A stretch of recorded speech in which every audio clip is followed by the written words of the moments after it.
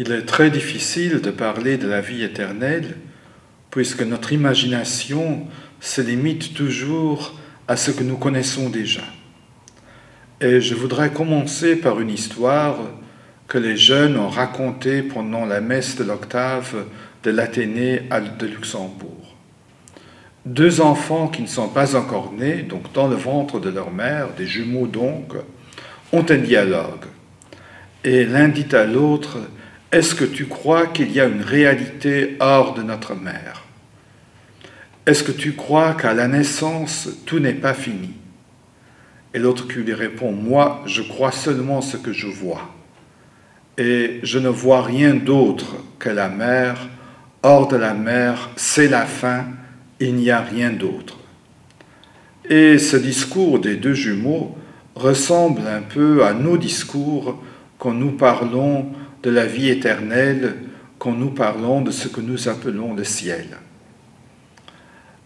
Mais le ciel, il faut le comprendre dans une dimension d'amour.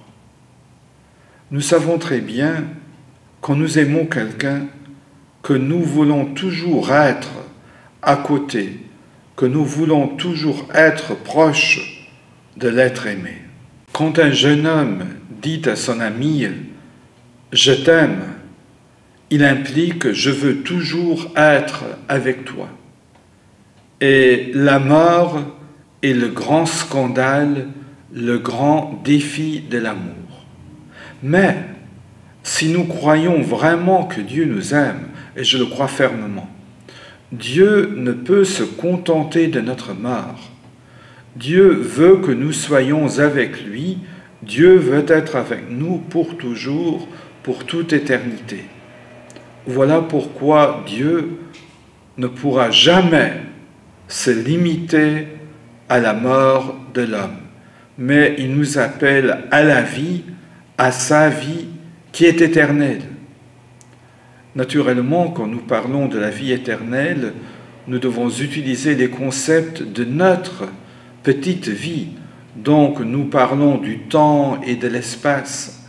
Mais le temps, c'est l'éternité et l'espace n'existe plus. Le ciel veut dire que nous sommes tous unis en Dieu les uns avec les autres et unis à Dieu. Le ciel veut dire le triomphe de l'amour sur la mort.